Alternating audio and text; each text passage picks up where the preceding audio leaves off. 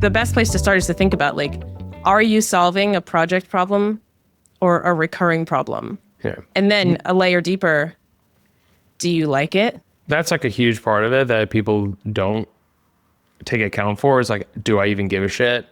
And I go one layer deeper, which is, well, what are the things, like and they go, well, there's 5,000 ways that we can solve this problem. We can do this. And I'm like, okay, well, which one of those things makes the greatest impact? If you had to only choose one or a select few of those and roll it into a thing, which ones would you choose? Like, oh, well, we choose A, B, and C. It's like, great. Which ones do you love doing and which ones do you hate doing? And they're like, I hate doing C. I love doing A and B. It's like, great.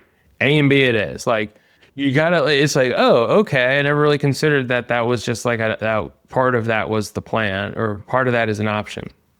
But I will die on the hill that what problem do you solve is the most important question in business, because without that, like, you don't have the lens to even consider, like, this is like the anchor for me in this whole conversation, by the way. If you can answer the question, what problem do you solve? All right, let's take a stance on, or like, let's just objectively, is this problem solved every month, or is this like a one-time thing? And then we take an objective look at our service and we say, does this match? Does this make sense? Am I solving this thing?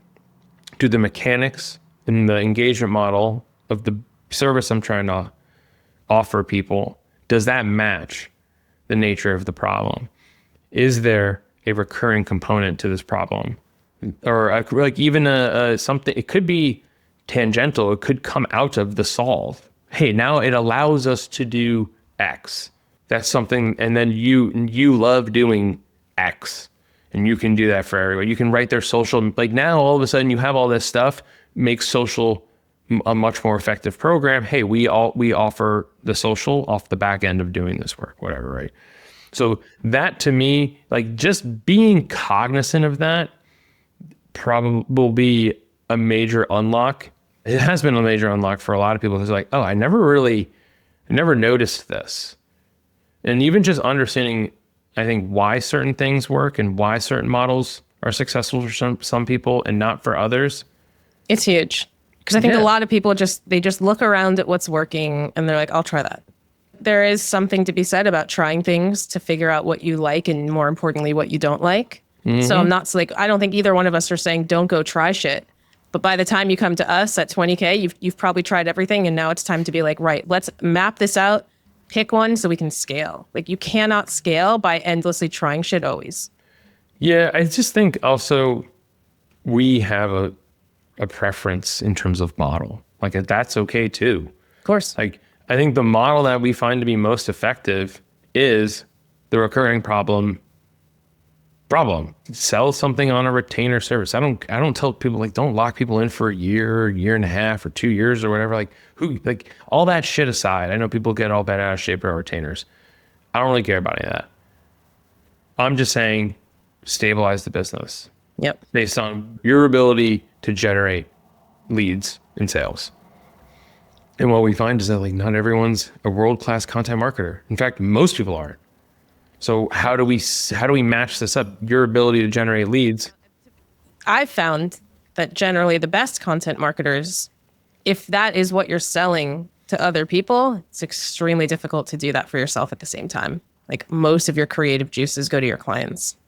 So then they feel shame about outsourcing it for themselves because they're supposed to be good at it. But it's like everyone needs a bit of space somewhere, you know? Yeah, it is kind of funny that, like, that's like the whole, like, the circle of content is like some of the best content people who talk about creating content all have ghostwriters writing their content because they're doing content for other people. There's no shame. Or they're building other things. It's not even there's no shame. It's just like, no, but people shame that. Like, people, the shame in the content writing space, especially right now with AI, is just, it's at a very ridiculously high level. My goal is for everyone to just stop feeling shame about the choices of how they put content into the world.